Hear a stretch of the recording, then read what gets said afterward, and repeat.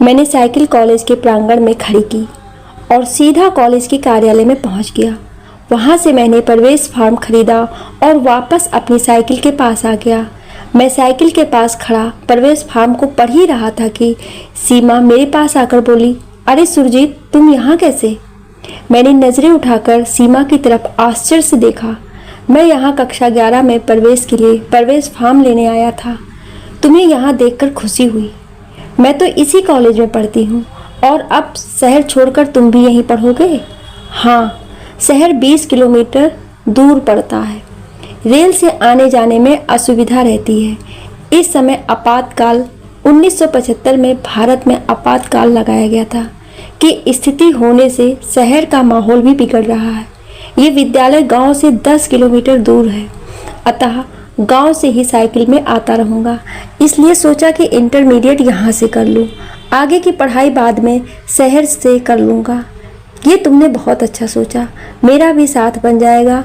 मैं गांव से अकेली ही आती हूँ, अतः आधा रास्ता तो तुम्हारे साथ ही कट जाएगा। इतना कहकर सीमा अपनी कक्षा में चली गई। मैंने अपनी साइकिल उठाई और कॉलेज के गेट की तरफ चल दिया। अभी मैं कॉलेज के प्रांगण में ही था कि दूर से एक चतुर्थ श्रेणी कर्मचारी ने आवाज़ दी, ए लड़के, तुझे प्रिंसिपल साहब बुला रहे हैं। मैंने अपनी साइकिल वहीं खड़ी की और पुनः कार्यालय की तरफ चल दिया। मैं कार्यालय के दरवाजे में घुसा ही था कि मेरा एक कान प्रधानाचार्य महोदय ने पकड़कर खींच लिया और दूसरा एक अन्य अध्यापक श्री प्रताप सिंह ने, और एक साथ दोनों ने एक एक तमाचे की रसीद भी काट दी। इस घटना से मैं हक्का बक्का रह गया और सर मैंने क्या कसूर किया है, पूछा। तभी प्रधानाचार्य महोदय कड़क आवाज़ में बोले, क्या बात कर रहा था उस लड़की से? सर, नहीं सर, कुछ भी तो नहीं, वही पूछ रही थी। वो मेरी परिचित है। कौन सी कक्षा में पढ़ता है? सर, कक्षा 11 में, प्रवेश के लिए आया था। हाई स्कूल कहाँ से की? शहर के कॉलेज से। ये शहर नहीं है, गांव है। अभी प्रवेश मिला नहीं और लड़कियों से छेड़खानी शुरू कर दी। यहाँ पढ़ना है तो अनुशासन में रहना होगा, और चेतावनी देकर मुझे छोड़ दिया। मैं अपनी साइकिल उठाकर कॉलेज से बाहर निकल गया और धीरे धीरे अपने गांव की तरफ चल दिया। घटना की चर्चा पूरी कॉलेज में हवा की तरह उड़ गई कि सीमा से छेड़छाड़ के चक्कर में प्रिंसिपल ने एक लड़की की पिटाई कर दी। दूसरे दिन फॉर्म व प्रवेश शुल्क जमा करके मैं अपनी कक्षा की तरफ जाने लगा। तभी सीमा ने मुझे आवाज़ दी। उसे सुनकर भी अनसुना करके मैं कक्षा में जा बैठा। कक्षा में घुसते ही लड़के मुझे देखकर हंसने लगे। ये वही लड़का है जिसकी कल पिटाई हुई थी। सीमा को भी घटना की जानकारी थी, इसलिए वो बार बार मुझसे पूछने की कोशिश करती, मगर मैं सर झुकाकर चुपचाप निकल जाता। मैं विद्यालय का नया छात्र था। सीमा विद्यालय की पुरानी छात्रा थी। वो अपनी साइकिल कॉलेज से बाहर एक परिचित के घर खड़ी कर दी थी। वो अपने कला वर्ग की छात्रा थी, अतः 6वें घंटे के बाद उसे कॉलेज से छुट्टी मिल जाती थी। मैं विज्ञान वर्ग का छात्र था। 7वां व 8वां घंटा मेरा प्रैक्टिकल का था, अतः रास्ते में भी मेरी उससे बात नहीं हो पाती। इस तरह 2 महीने व्यतीत हो गए। हम दोनों का वार्तालाप न हो सका। साढ़े 4 बजे 8वां घंटा पूरा होने के बाद मैं कॉलेज से बाहर निकला तो देखा कि सीमा सामने वाले घर से साइकिल लेकर निकल रही थी। हम दोनों साथ साथ गांव की तरफ चल दिए। कुछ दूर निकलने के बाद सीमा बोली, तुम मुझसे बात क्यों नहीं करते? दोबारा इनाम नहीं लेना चाहता? हाँ, मुझे पता है।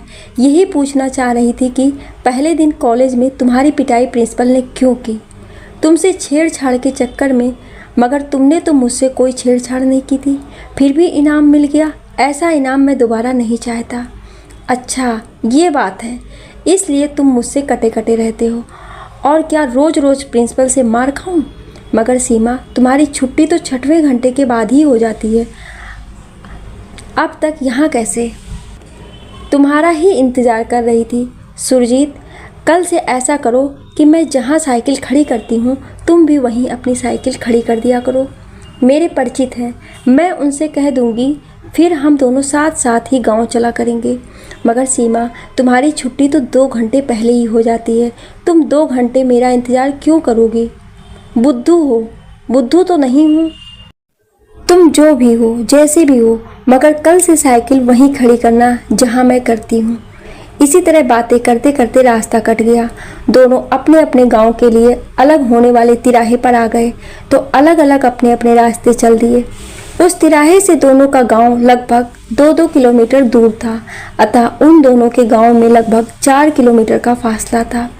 विद्यालय से उस तिराहे की दूरी लगभग 8 किलोमीटर थी, अतः 8 किलोमीटर हम दोनों साथ साथ ही आते जाते थे। मैं दूसरे दिन में कॉलेज के लिए निकला तो सीमा उसी तिराहे पर खड़ी मिली। दोनों आपस में बात करते हुए कॉलेज तक पहुंच गए। मेरी साइकिल भी सीमा ने वहीं खड़ी करवा दी जहां वो अपनी करती थी। शाम 4 बजे जब मैं कॉलेज से बाहर आया तो सीमा मेरे इंतजार में वहीं बैठी थी। हम दोनों अपनी अपनी साइकिल लेकर चल दिए। रास्ते भर बातचीत होती रही और उसी तिराहे से अलग अलग होकर अपने अपने गांव के लिए चल दिए। अगले दिन सीमा उसी तिराहे पर खड़ी मिली तो मैंने पूछ ही लिया कि तुम इतनी जल्दी क्यों आती हो? तुम्हारा इंतजार करती हूँ। पर क्यों? तुम निकल ना जाओ, तुम्हारे साथ रास्ता अच्छा कट जाता है। और हम दोनों कॉलेज के लिए चल दिए। रास्ते में सीमा बोली, तुम तो घर जाकर पढ़ते होगे। हाँ पढ़ता हूँ। क्या तुम नहीं पढ़ती? नहीं। तुम्हारी याद आ जाती है। मेरी याद क्यों आती है? तुम समझते क्यों नहीं, बुद्धू कहीं के। तो तुम समझा दो। अभी भी नहीं समझे? नहीं समझे तो चलो कॉलेज। बुद्धू नहीं हूँ, सब समझता हूँ, मगर प्रिंसिपल से पुनः इनाम पाना नहीं चाहता हूँ। मगर हम कॉलेज में नहीं हैं, रास्ते में हैं। हाँ, हम रास्ते में हैं, ये मुझे भी मालूम है। इतना कहकर मैंने अपनी साइकिल खड़ी कर दी और सीमा का चांद सा चेहरा हाथों में लेकर उसके कपोल चूम लिए।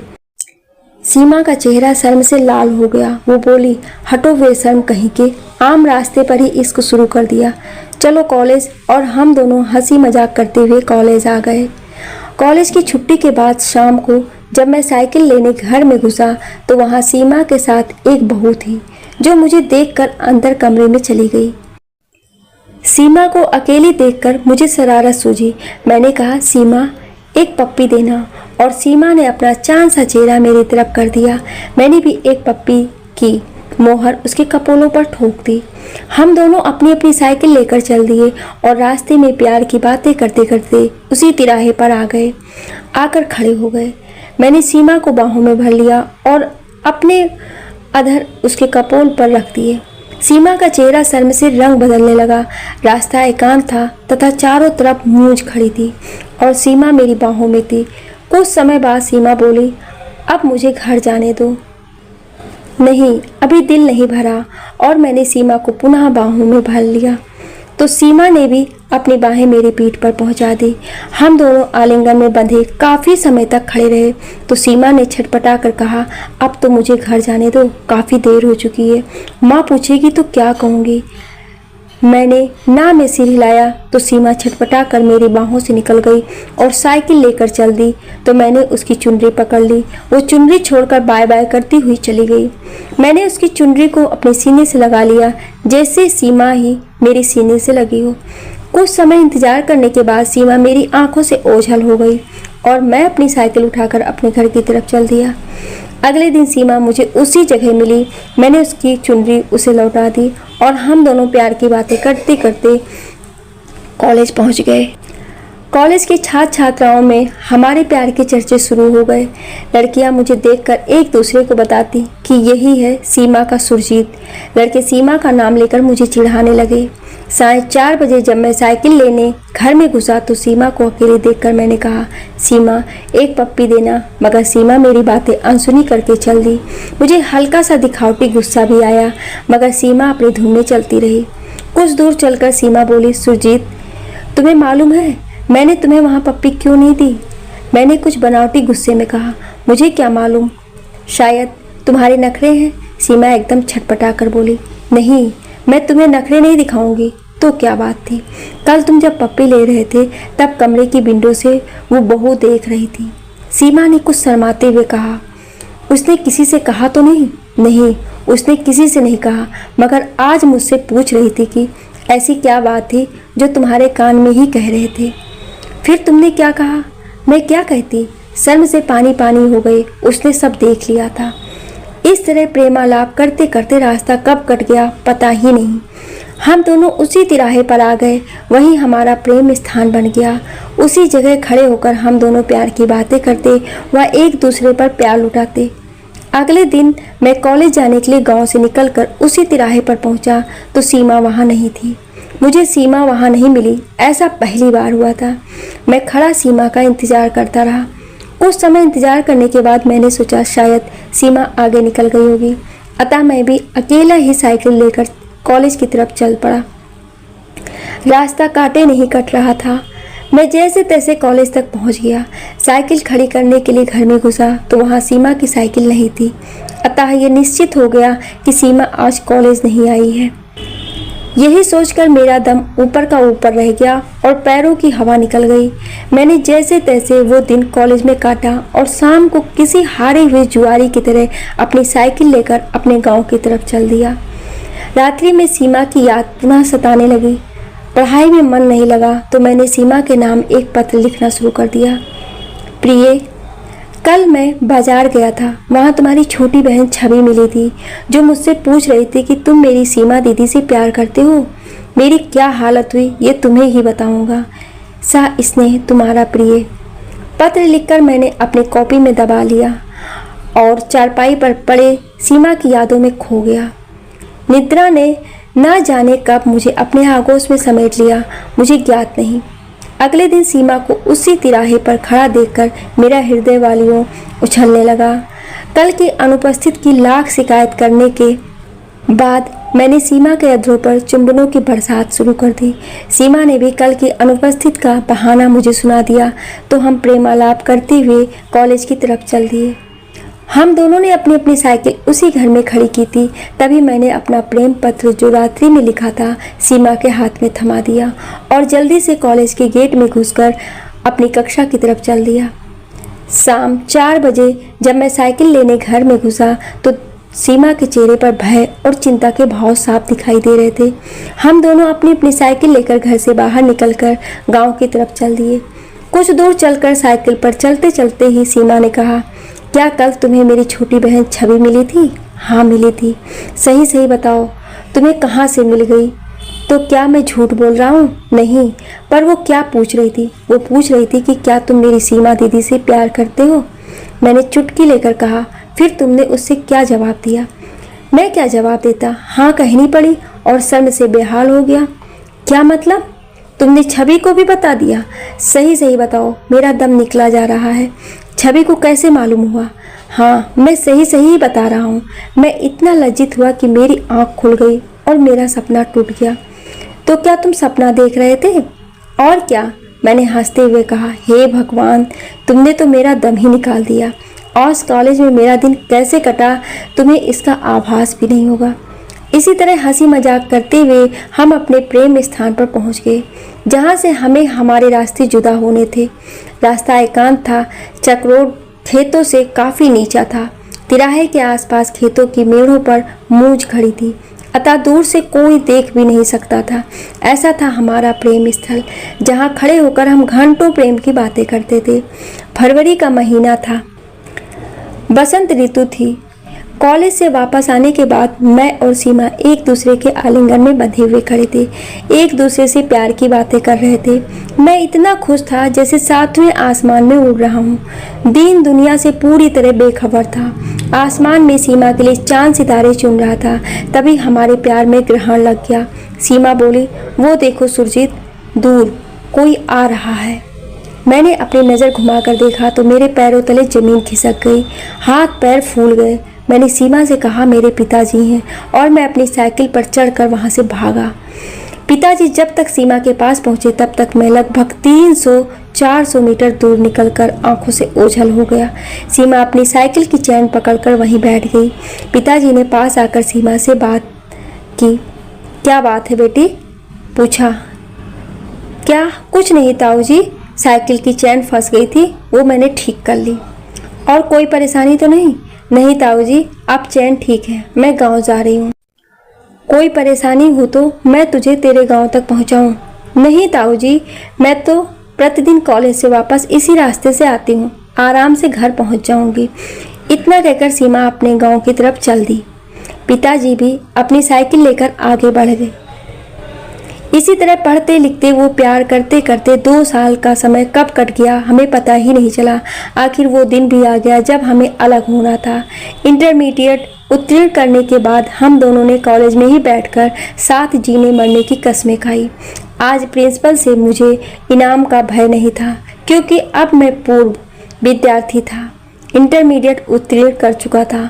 कॉलेज से चलकर हम दोनों उसी तिराहे पर आकर खड़े हो गए।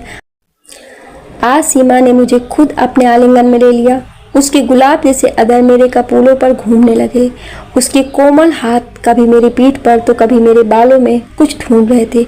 उसके नैनों से अश्रुधारा निकलकर कपोलों पर बहने लगी। उसने रूंधी हुई आवाज़ में कहा, सुरजीत, कल से हम कॉलेज नहीं आएंगे।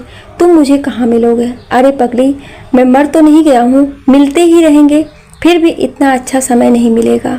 हमारी शादी के बाद तो मिलेगा, पता नहीं कब शादी होगी। और वो रोने लगी। मैंने अपने अधर उसके कपोल पर रखकर कहा, मेरी नौकरी लग जाएगी तब बहुत लंबा समय है, कैसे कटेगा? छड़ छड़ करके सब कट जाएगा। तुम मेरा इंतज़ार करना, मैं तुम्हें लेने अवश्य आऊँगा। पता नहीं विधि ने हमारे भाग्य में क्या लिखा है, फिर भी मैं ज़िंदगी भर तुम्हारा इंतज़ार करूंगी। और वो सिसकियाँ भरती हुई साइकिल लेकर धीरे धीरे अपने गांव की तरफ चलने लगी। अभी वो कुछ ही दूर निकली ही थी कि मैंने उसे आवाज़ दी, सीमा। वो पागलों की तरह साइकिल वहीं पटक कर वापस मेरी तरफ भागी और मुझसे लिपट कर फूट फूट कर रोने लगी। सुरजीत, तुम मुझे भूल तो नहीं जाओगे? मैंने अपने आंसुओं को पलकों की हदों के अंदर ही रखकर कहा, नहीं सीमा, मैं तुम्हें नहीं भूलूंगा। तुम मेरा इंतज़ार करना, मैं अवश्य आऊँगा। इतना कहकर मैंने अपने अधरों से अंतिम बात उसके गुलाब जैसे अधरों को चूम लिया। फिर वो चली गई, जैसे मेरे शरीर से जान निकलकर उसके साथ चली गई हो। मैं वहीं खड़ा उसे तब तक देखता रहा जब तक वो दिखाई देती रही। मैंने नज़र उठाकर आकाश की तरफ देखा, फिर अपनी साइकिल उठाकर मन पर बोझ लिए अपने गांव की ओर चल दिया। इंटरमीडिएट करने के बाद मुझे रुड़की इंजीनियरिंग कॉलेज में प्रवेश मिल गया। सीमा की यादें दिल में संजोए मैं इंजीनियरिंग की पढ़ाई करता रहा। सीमा की याद आती तो मैं उसे चांद तारों में ढूंढने की कोशिश करता, मगर कभी पत्र भी मैंने उसे नहीं लिखा, क्योंकि डर था कि पत्र कहीं किसी दूसरे के हाथ न लग जाए। छुट्टियों में कभी कभी गांव आता, तब भी सीमा का कोई कुशल छेम मुझे नहीं मिल पाता, क्योंकि उसका गांव मेरे गांव से लगभग 4 किलोमीटर दूर था। 5 वर्ष का समय मुझे युगों जैसा महसूस हुआ। इंजीनियर बनने के बाद मुझे रेलवे में नौकरी भी मिल गई। तब मैंने सीमा से विवाह करने का निश्चय किया और अपने गांव आया। गांव आकर मुझे ज्ञात हुआ कि सीमा का विवाह तो 1 वर्ष पूर्व हो गया। मेरे हृदय में बिजलियां कौंधने लगी, जैसे तड़पती दामनी मेरे ऊपर गिर गई हो। सीमा को लेकर मैंने क्या क्या सपने देखे थे, क्या क्या अरमान थे मेरे दिल में। सीमा ने मेरे साथ मरने जीने की कस्में खाई थी, जिंदगी भर साथ देने का वादा किया था। मेरे अरमान बिजलियों की तड़तड़ाहट में कहीं खो गए। सीमा ऐसा कैसे कर गई? सीमा बेवफा निकली, वो मुझे धोखा देकर निकल गई। लाख प्रयत्न करने के बाद भी मैं सीमा को भुला ना सका, इसलिए मैंने आजीवन अविवाहित रहने का प्रण कर लिया। सीमा की यादों को दिल में सजोए मैं रेलवे की सेवा करता रहा। सीमा मुझे धोखा देकर निकल गई, वो बेवफा थी मगर मेरा प्यार थी, इसलिए उसे गाली देकर मैं अपने प्यार को लज्जित नहीं करना चाहता था। मैं रेलवे का इंजीनियर था, इसलिए धन दौलत की कोई कमी नहीं थी। कमी थी तो सिर्फ सीमा की। घर के कामकाज के लिए नौकरानी थी, मगर मेरे जीवन की रिक्तियों को भरने के लिए सीमा नहीं थी। सीमा की वीरान यादें, सीमा की स्मृतियों के खंडार मेरे दिल की भी वीरानियों की दास्तां खुद ही बयां कर रहे थे। जुलाई का अंतिम सप्ताह था। आसमान में रह रहकर दामनी दमक रही थी। प्रकृति ने जैसे धरा को हरे रंग से रंग दिया हो। चारों तरफ हरियाली की सुंदर छटा हृदय को प्रफुल्लित कर रही थी। प्रकृति का अद्भुत सौंदर्य महसूस करने के लिए मैं भी रेलवे से 1 सप्ताह की छुट्टी लेकर अपने गांव पहुंच गया। गांव पहुंचने पर मुझे ज्ञात हुआ कि कल सीमा के पिताजी की अंत्येष्टि है। वहां से ब्रह्मभोज का निमंत्रण भी आया है। मेरा वहां जाने का कोई इरादा तो नहीं था, ना ही मुझे पहले से कुछ ज्ञात था, और ना ही मैं सीमा के गांव जाने के लिए छुट्टी लेकर आया था। मगर जब मैं गांव में आ ही गया हूं और वहां जाने का बहाना भी है, तो मैं उस सीमा से मिलने अवश्य जाऊंगा जो 30 साल पहले मेरी थी, जिसने मेरे साथ जीने मरने की कस्में खाई थी, सपने देखे थे, मेरा जिंदगी भर इंतजार करने का वादा किया था। मेरे हृदय को उससे प्रेम की तो कोई आशा नहीं है, मगर उससे पूछ लूँगा अवश्य कि क्या वो अपनी ज़िंदगी से संतुष्ट है, क्या मुझे वीरानों में धकेल कर वो खुश है। जिंदगी भर इंतजारी का दम भरने वाली सीमा 5 वर्ष का इंतजार न कर सकी। क्या खोट था मेरे प्यार में। तरह तरह के प्रश्न मैं अपने मस्तिष्क में बुनता रहा। 30 साल बाद उससे मुलाकात होगी। 30 साल पुरानी उसकी तस्वीर आज भी मेरे हृदय पटल पर अंकित है। अब कैसी होगी, मैं उसे पहचान पाऊंगा या नहीं, पहचान भी ली तो वो मेरे प्रश्नों का उत्तर देगी या नहीं। जो भी हो, उसे अंतिम बार देखने की तड़प मेरे दिल में उठने लगी। दूसरे दिन मैं हृदय में बिना कुछ सोचे समझे हुए बिना ड्राइवर की गाड़ी को खुद चलाकर उसके गांव पहुंच गया। मेरी निगाहें सीमा को ढूंढ रही थी, मगर लोगों ने देखा कि इंजीनियर साहब आए हैं तो मुझे खाना खाने बैठा दिया। खाना खाकर मैं बाहर निकला तो मैंने देखा कि मेरे सामने से जो गुजर गई शायद यही सीमा थी। चेहरे पर उम्र का तकाजा साफ झलक रहा था। कहीं दूसरी जगह मिलती तो मैं उसे पहचान ही नहीं पाता। यहाँ तो मैं उसी के लिए आया था, इसलिए कुछ अंदाज लगा लिया कि ये यही सीमा है। मैंने दूर से ही आवाज़ दी, सीमा। वो रुक गई और पीछे मुड़कर मुझे देखने लगी। मैंने पूछ लिया, क्या तुम सीमा हो? हाँ, मैं सीमा हूँ। मुझे पहचाना? उसने सर हिलाकर, नहीं, मैं सुरजीत हूँ। सीमा के चेहरे पर कई रंग आए और चले गए। थोड़ा शर्मा कर बोली, इतने दिनों बाद आए हो? यही पूछने आया था कि मुझे वीराने में धकेल कर तुम कितनी खुश हो।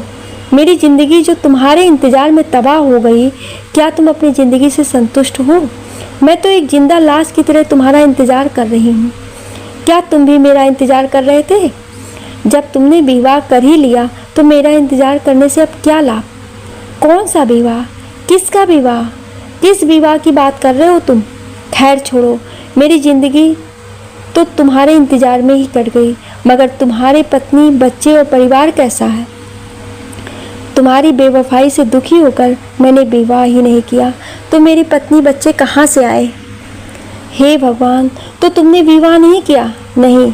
इतना सुनते ही सीमा मेरा हाथ पकड़कर भीड़ से अलग छत पर बने हुए एक कमरे में मुझे ले आई और मुझसे लिपटकर फूट फूट कर रोने लगी।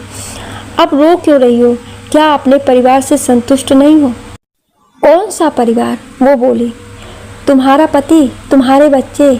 सुरजीत, मैंने तुमसे प्रेम किया था और ज़िंदगी भर तुम्हारा इंतज़ार करने का तुमसे वादा भी किया था।